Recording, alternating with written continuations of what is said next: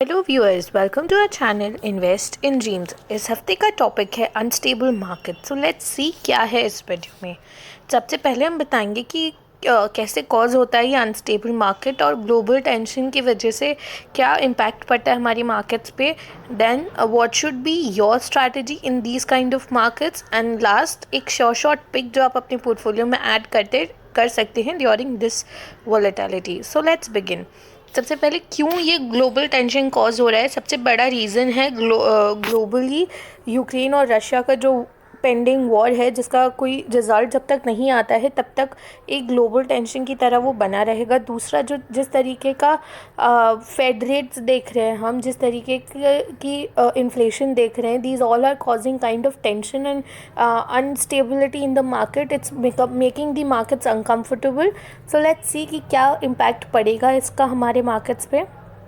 सबसे पहले एक बहुत ही ज़्यादा फ्लक्चुएटिव और वॉलेटिलिटी क्रिएट करेगा ये हमारे मार्केट्स में, विच इज़ नॉट गुड। एक रेंज बाउंड ही रहेगा मार्केट, बट उस रेंज में there would be a lot of volatility, lot of fluctuations, which is not good as a trader when it comes.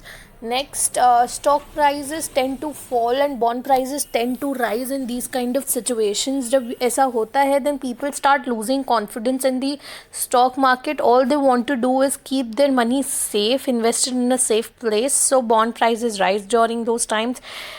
Commodity prices get really volatile. जो भी सारे commodities होते हैं, crude हो गया, ब्रेंट हो गया, कोई भी और commodity, they really start to take a hit because of these things कि कहीं पे कभी डिमांड कम हो गई, डिमांड ज़्यादा हो गई, सप्लाई में इश्यूज हो गए, then these kind of things happen.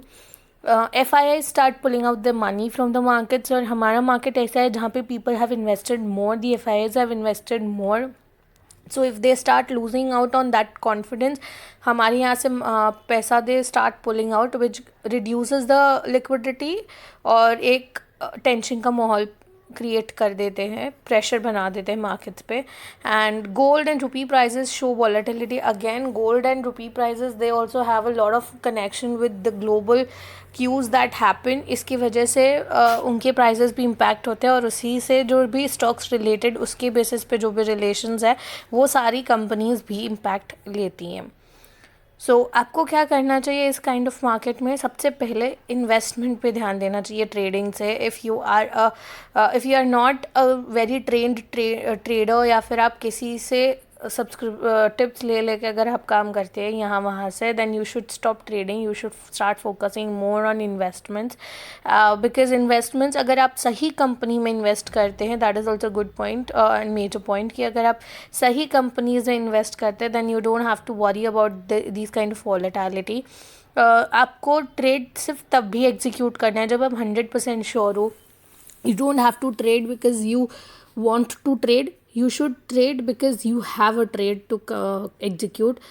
People have this tendency कि क्योंकि हमें ट्रेड करना है, क्यों करना है, कैसे करना है, एक्सपर्टीज़ है या नहीं, ये सब नहीं सोचते. Just go on for trading, which puts them in a deep trouble. Strong stop losses रखना ज़रूरी है, भले ही थोड़े से डीप स्टॉप लॉस हो, क्योंकि वॉलेटिलिटी है तो छोटे स्टॉप लॉसेस काम नहीं आएंगे, बट वो स्टॉप लॉसेस स्ट्रॉन्ग होने बहुत ज़रूरी हैं. हर थोड़े थोड़े टाइम पे प्रॉफिट्स को बुक करते रहना चाहिए, so that you get more rounds of your trade and profits increase and your chances of making a loss or taking out long time in one trade reduces. Next, trade with strategies. आप जितनी strategically trade करोगे, अगर आप trader हो, आप जितनी ज़्यादा strategy imply करने का कोशिश करोगे, उतना सेफ ट्रेड आप कर पाओगे, उतने प्रॉफिटेबल ट्रेड्स आप कर पाओगे. And last, use options to carry out safer trades. Generally it is seen for, this is specially for the traders, कि जहाँ पे आप FNO को बैच को सिलेक्ट करते हैं या यूज़ करने का ट्राई करते हैं, वहाँ पे try and use call and put options to buy them और sell them according to your strategy.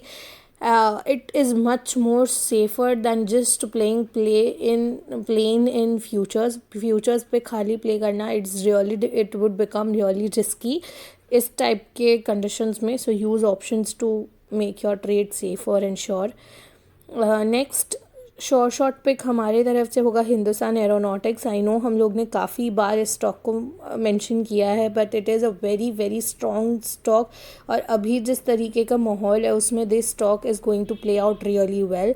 Fundamental strong है, फिनेंशियल्स इंप्रूव कर रहे हैं, these things we have mentioned over and over again. So it is really a good and stable buy for your portfolio. आप buy कर सकते हो 1280 to 1310 के बीच में। And your target, short term target of a month can be 1400 to 1420। तो do your research before कि आपको कितने टाइम के लिए इन्वेस्ट करना है, and then pick this stock accordingly. So that's it. ये कुछ सर्विसेज हैं जो हम इन्वेस्ट इन ड्रीम्स में प्रोवाइड करते हैं। आप हमसे कनेक्ट कर सकते हो through WhatsApp, Facebook and Instagram. Link सारी डिस्क्रिप्शन में है। Please visit our previous videos and see how they have really worked out for you so far so well. And subscribe to us. अगर अच्छा लगा then please like, share and comment on us. Thank you.